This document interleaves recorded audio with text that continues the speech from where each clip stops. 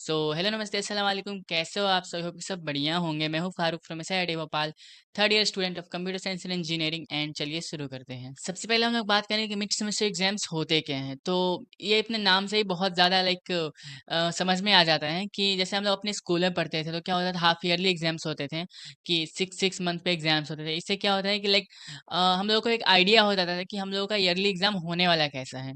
For example जैसे 6 month पे जो एग्जाम्स होते थे स्कूल में, वो बहुत ज़्यादा इंपॉर्टेंट नहीं होते थे, बट स्टिल अगर हम उसको देते हैं तो हमको इतना समझ में आता था कि हाँ, ईयरली एग्जाम्स हमारे इस टाइप के होने वाले हैं। और हमको क्वेश्चन सॉल्विंग स्किल्स थोड़ी बढ़ जाती थी हमारी। वही सेम चीज़ यहाँ पे है। मिड सेमेस्टर एग्जाम्स जो होते हैं वो सेमेस्टर के बीच में लेने वाले टेस्ट टाइप के होते हैं, जिससे हम लोगों को थोड़ा सा एक्सपीरियंस होता है कि हमारे सेमेस्टर एग्जाम होने कैसे वाले हैं, किस टाइप के क्वेश्चंस आएंगे, कितनी सिक्योरिटी होगी, बहुत सारी चीज़ें। तो सबसे पहले बात करते हैं कि मिड सेमेस्टर एग्जाम्स देने ज़रूरी हैं क्या। तो हमारे जो जैसे मैं बात करता हूँ, मेरी आरजीपी भोपाल जो बोर्ड है मेरा इंजीनियरिंग का, तो उसमें 70 मार्क्स के क्वेश्चन आते हैं, ठीक है। 70 मार्क्स के सेमेस्टर में क्वेश्चन आते हैं, बाकी 30 मार्क्स जो हैं वो कॉलेज देती है। कॉलेज कैसे देगी? कॉलेज देगी मिड सेमेस्टर एग्जाम्स के बेसिस पे, कॉलेज देगी अपनी एक्टिविटी के बेसिस पे, कॉलेज देगी टीचर से कि कैसे आपके रिलेशंस हैं, कॉलेज देगी आपको बोल सकते हैं कि आपकी जो करिकुलर एक्टिविटीज़ है उसके बेसिस पे, आपके प्रैक्टिकल्स के बेसिस पे, असाइनमेंट्स के बेसिस पे। तो बहुत सारे पैरामीटर्स होते हैं, बट मेन जो फाइनल पैरामीटर होता है वो होता है मिड सेमेस्टर एग्जाम्स के बेसिस पे, कि आपने जो मेन सेमेस्टर का एग्जाम दिया वो हो गया 70 मार्क्स का, जो 30 मार्क्स बच गए वो उसमें से 20 मार्क्स हो गए मिड सेमेस्टर के, बाकी 10 मार्क्स आपके प्रैक्टिकल्स के और असाइनमेंट्स के होते हैं। तो मेन जो भूमिका निभाती है वो है मिड सेमेस्टर एग्जाम्स। उसमें क्या होता है कि 2 मिड सेमेस्टर एग्जाम्स होते हैं। पहला होता है एक मिड सेमेस्टर 1 और दूसरा होता है मिड सेमेस्टर 2, ठीक है। तो देखिए अभी तक क्या होता था ना कि मिड सेमेस्टर एग्जाम्स जो होते थे उसमें 20 मार्क्स के क्वेश्चंस आते थे। और अगर मान लो मैं अपने होम टाउन गया हूँ, ठीक है, या फिर किसी दूसरे रीज़न से मैं मिड सेमेस्टर एग्जाम्स को अटेंड नहीं कर पाया, ठीक है, अटेंड नहीं कर पाया, फिर मैंने एग्जाम्स दिए बट मेरे मार्क्स बहुत बुरे आए और मतलब मैं नहीं कर पाया अच्छा परफॉर्म उसमें। तो मेरे पास एक दूसरा ऑप्शन होता था कि अगर अभी नवंबर में अगर मिड सेमेस्टर एग्जाम्स 1 होंगे तो दिसंबर में मिड सेम 2 होगा।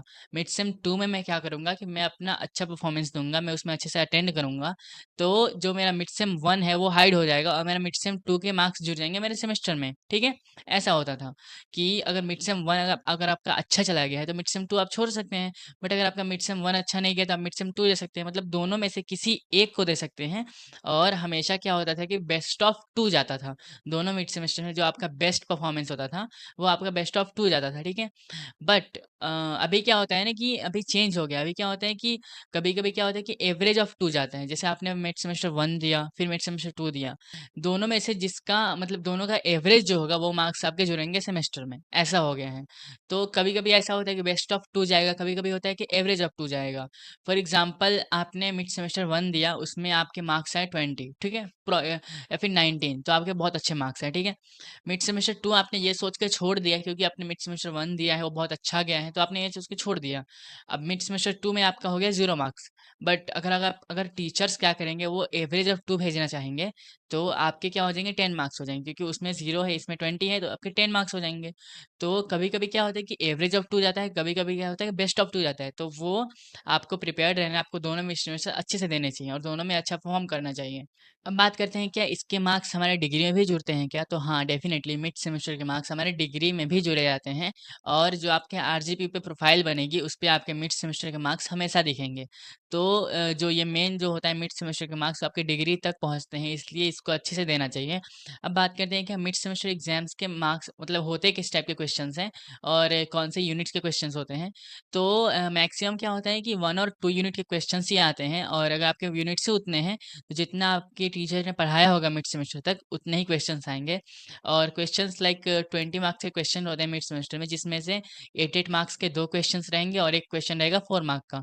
और टोटल 6 क्वेश्चंस रहेंगे, जिसमें से आपको 3 कोई भी बनाना होगा। आपके आपके अंदर इंटरनल चॉइसेस होंगी। बेसिकली 8 मार्क्स के 2 क्वेश्चन और एक 4 मार्क का क्वेश्चन, और 8 मार्क्स वाले क्वेश्चन को थोड़ा सा अच्छे से 2-3 पेज में सॉल्व करेंगे तो डेफिनेटली आपको अच्छे मार्क्स मिलेंगे। अभी बहुत सारे स्टूडेंट्स 2024 की बात करें तो नवंबर में दिवाली आ गया है, ऊपर से जो बच्चे बिहार से बिलोंग करते हैं उनके लिए छठ पूजा टाइप का एक बहुत ही बड़ा फेस्टिवल होता है।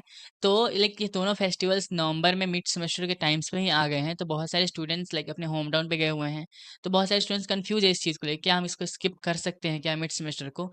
तो आई डोंट थिंक तुमको स्किप करना चाहिए क्योंकि ये बहुत ही इम्पोर्टेंट होता है और जैसे मैंने इसकी इसकी इम्पोर्टेंस बता ही दी वीडियो में, तो आई डोंट थिंक तुमको स्किप करना चाहिए। इसको अच्छे से दो, बेटर दो और इससे रिलेटेड कोई भी क्वेश्चन हो रही है तो मुझे डेफ़िनिटली पूछो, मैं उसमें पूरा-पूरा हेल्प करूँगा। एंड आई डोंट थिंक कोई और पॉइंट छूट रहा होगा मिड सेमेस्टर से रिलेटेड। अगर आपको कोई भी कन्फ्यूज़न हो तो आप मुझे कमेंट सेक्शन में पूछना या फिर आप मुझे इस इंस्टा आईडी पे पूछ सकते हो, मैं आपको बता दूँगा और मिलते हैं किसी अच्छी वीडियो में। हाँ, एक और मेरे को बात बतानी थी, जो मैंने चैनल पे सीरीज़ शुरू किया था लाइक मैथमेटिक्स एंड दूसरे सब्जेक्ट्स के जो इम्पोर्टेंट टॉपिक्स हैं उनको पढ़ाने के लिए।